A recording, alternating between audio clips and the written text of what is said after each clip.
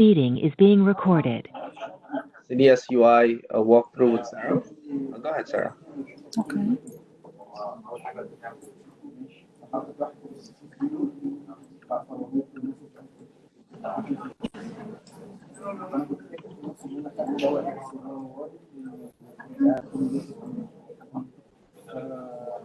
Okay, the main change so far is for the configuration of the page. As long as we have two modes so far, the designer and the scripting mode. Let's start from the metadata.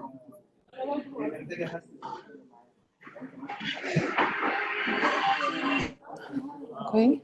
Of course, the changes that you've asked 1 hour ago, I'll change them and I will update the file again. Okay. Okay.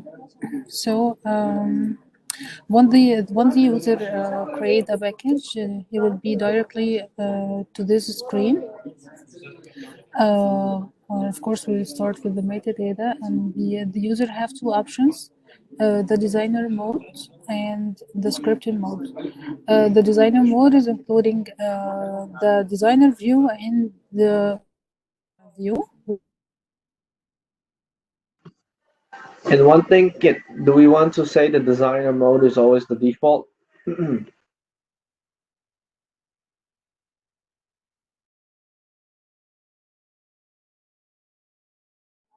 The three folder view, and it can be Kotlin and other file format. Then the user will select the library instance. Yes, this is perfect.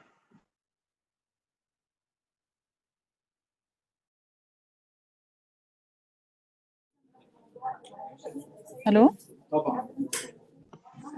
This is perfect, Sarah. Okay. And then we have the name and the description. I've added here the description, and will be limited to 256 character. Okay, and the version, Yuri here, the user will select a version or just type it. He'll type the version, like 1.0.0 or whatever other version. He'll type it. It's a text.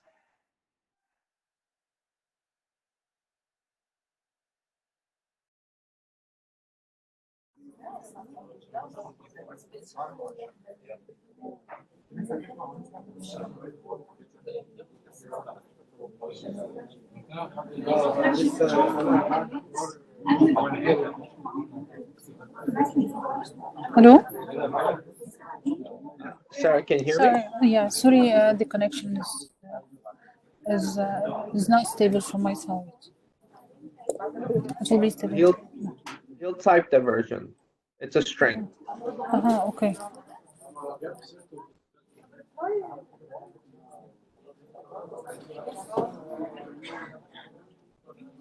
Okay. And the tags, of course. I made the scenario according to the two options, but of course we will change it to the one that not including the entry definition. And so the two views are the same, just only the selected will affect the backend and the view later. Not that user can see it later after he create the package.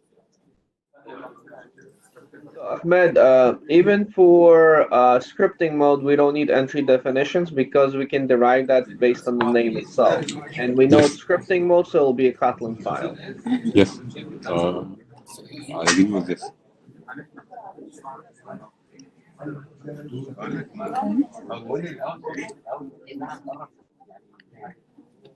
Again, I've added, this is the view where the user add a custom key. He will have the option to enter name and a value, and of course he can delete this key. And after he insert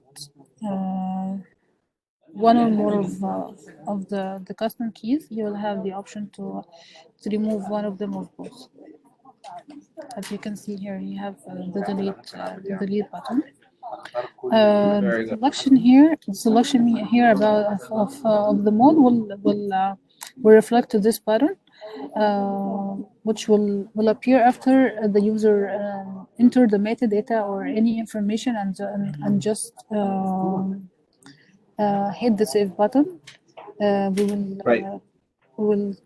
Transform the view to this to this layout, which we have. The left layout will have the preview and the package name, and of course the icon of the deployment status will appear according to the status. And the other information we have in the package box in the package list, and here we'll have the designer mode button, which will move the user to the designer mode. And if the user select the scripting mode, the button will be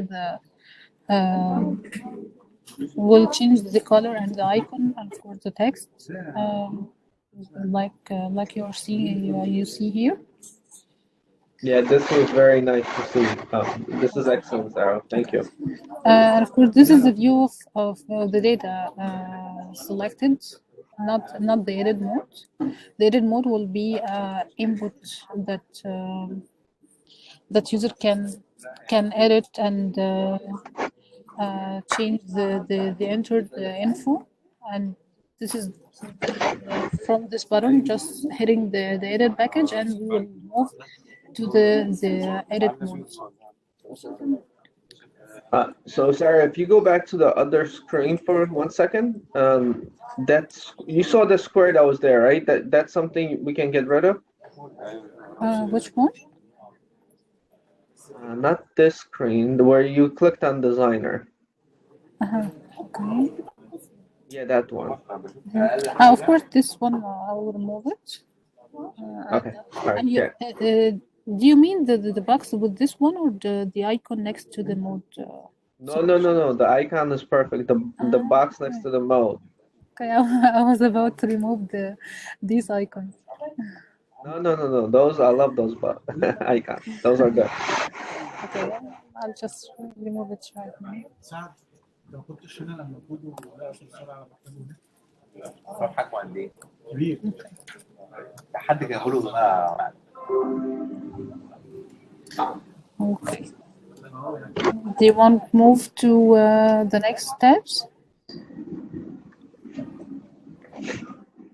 This is the import. For the first time, the user will only see the enter file URL input here, and of course he can import the file. Just import and upload it. This is the upload screen. It's only JSON files that user can import, of course. Right now, yes, only JSON files. Of course, okay. As long as I mentioned here that the allowed file only JSON. Okay. So here the list after the user import files, and it will appear here as the collapsed rows. I don't know if we can show one of the rows like this one to preview the first row of the files. What do you think? Showing them all of the first time as collapsed row, or just open one and keep the other collapsed? Yeah, open one and keep the other collapsed would be probably better. Okay.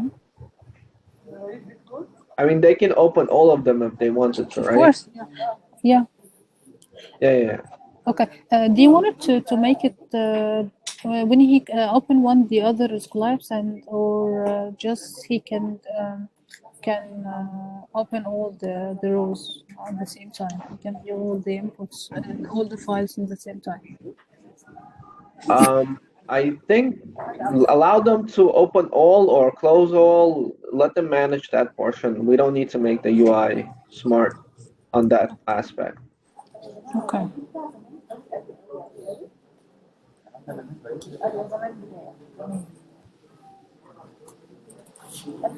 Okay.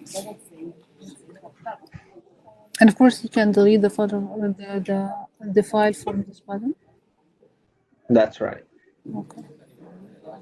And this is one is for the DSL definitions. Yeah, this is fine. Can we go? I think you have the enrichment.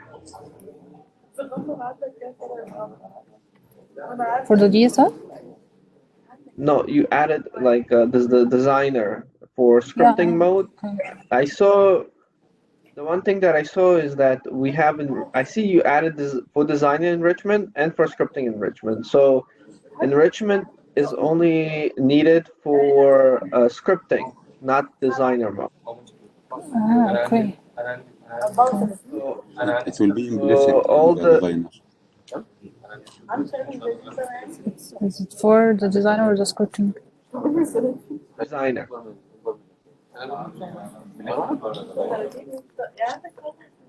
Implicit for the designer.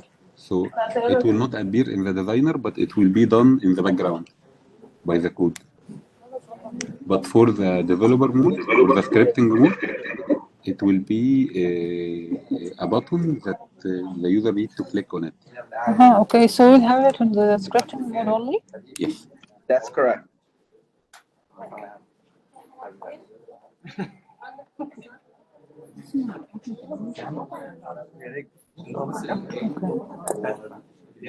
I will remove it later.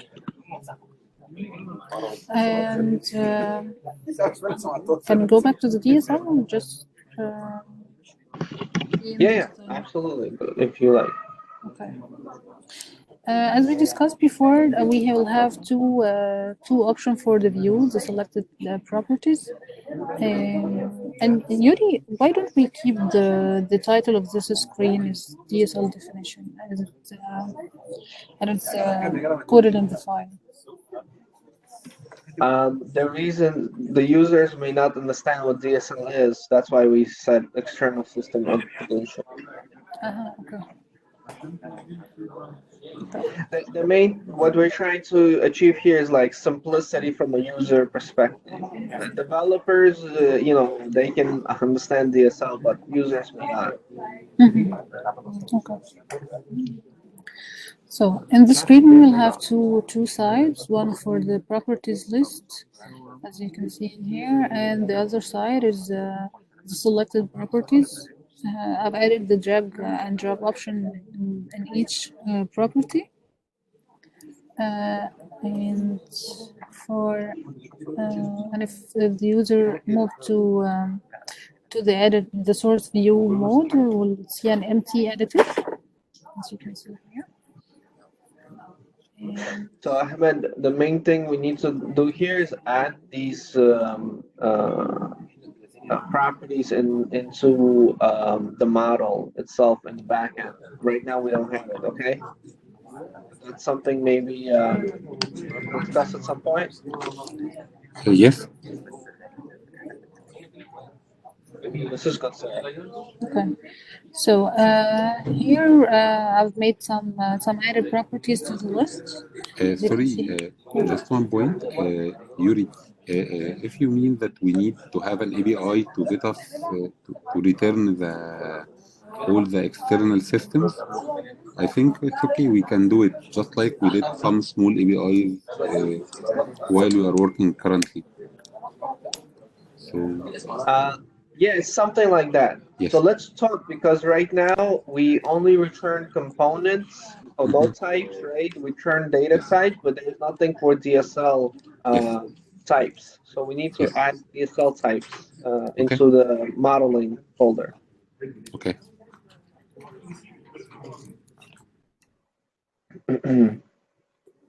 Go ahead, sir. Okay. Here we have some of the properties, and this is the form view. I've made it an open input, so user can edit and remove, of course, the selected properties. Do you want this view? Yeah, this is very good. That's it. That's all we need. Okay, so let's move. And then the source view is the developer view, right? Yeah. Yeah, this is good for now. I think it gives them a perspective what's there. Yeah. And you can see here the left side of the properties list.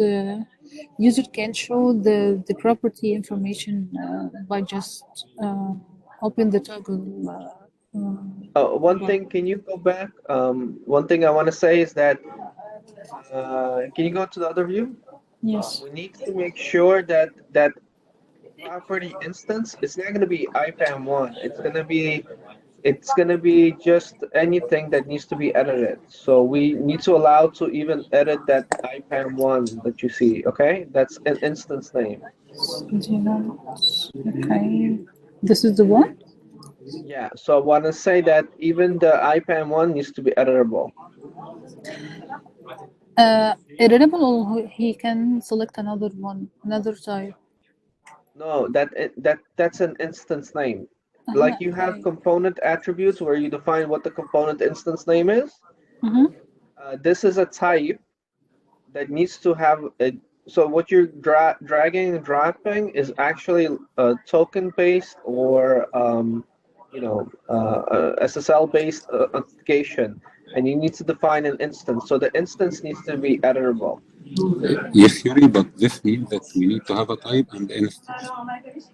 Yes. The So you have a type type already, right? And the instance is IPAM1. So what I'm trying to say that IPAM1 is the instance. Yeah, and what is the type? Type is the type. Token, MariaDB. Yeah, sorry. For the same entry, do we have a type and instance? Yes.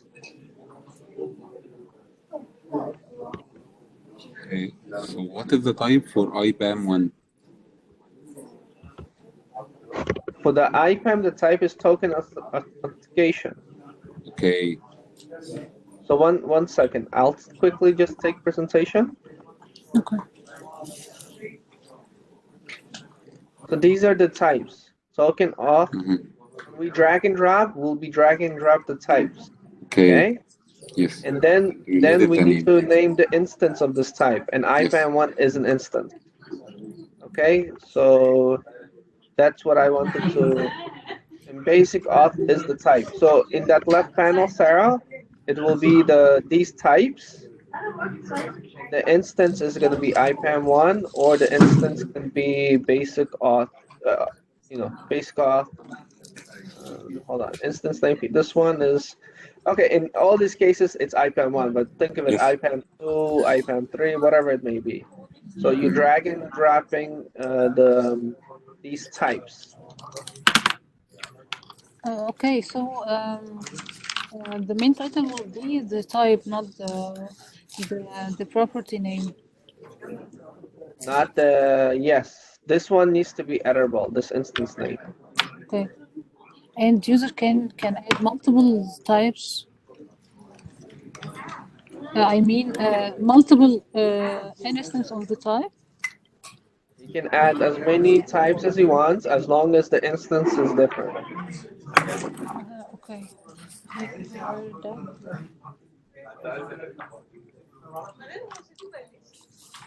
It's similar to the component. Component, you also had something like this, where you're defining the component instance. But Yuri, the type is. I think we should keep the collapse menu with the instance name, not the type. Yeah, you're absolutely right. You're absolutely right.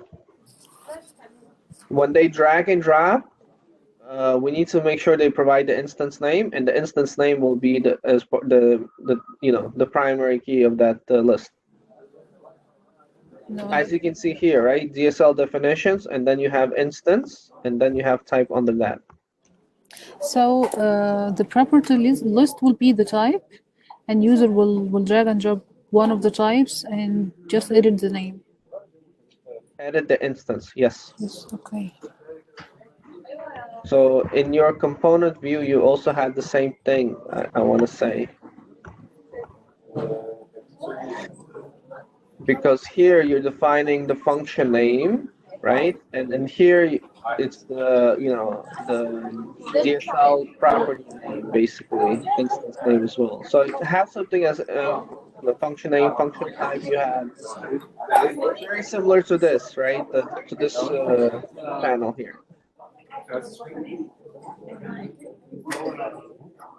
Okay, so let me give you back presentation.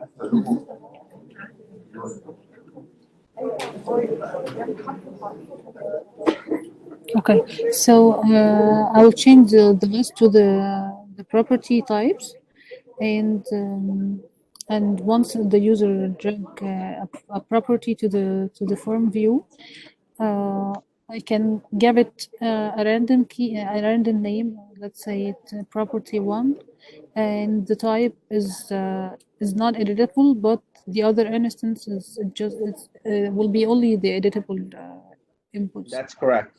That's correct.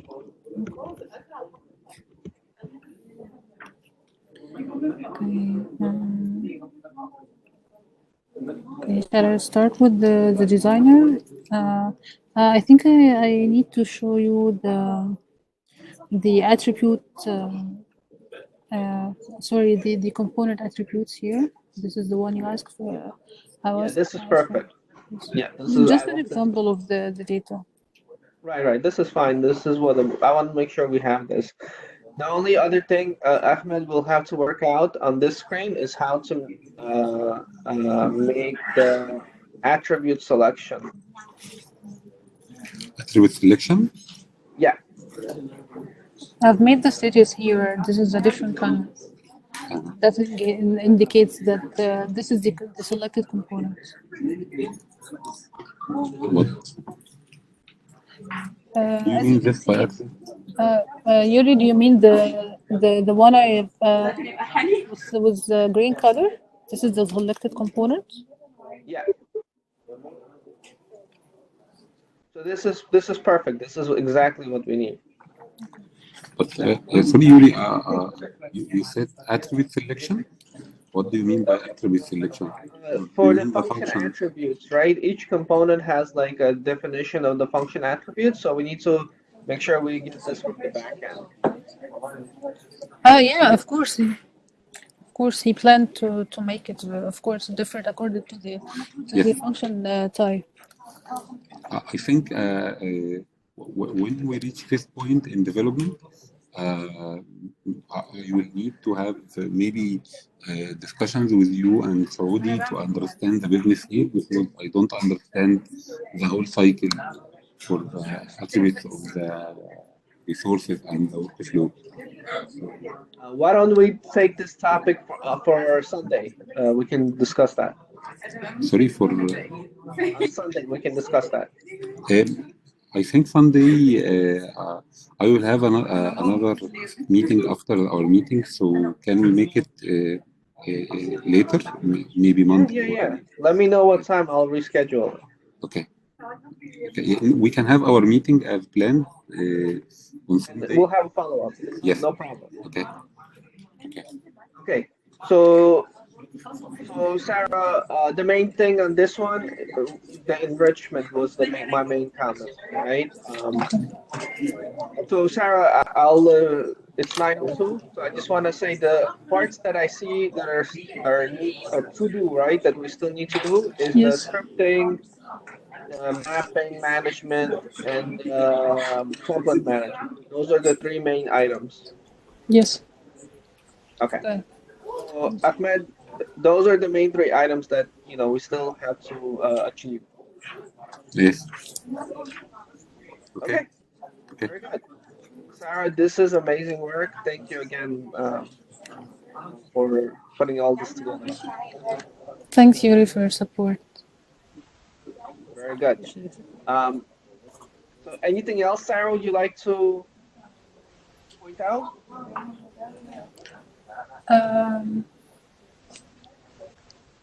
I think just to highlight the template and mapping screens. Do you have time to discuss the place or these steps will be including in the configuration as we have the import and metadata? We add it in the screen or just make the configuration in two steps, one to configure the metadata and import and DSL, and the other input, and the other step will be for the template management and mapping. Okay, Sarah, let me join the status call for like 10-15 minutes. I think I don't think many people will show up for today's status call. And then after the status call, can I ping you and then we can discuss it? Yes, yes. All right, very good. Okay. All right, so let me stop this recording. Okay, sure.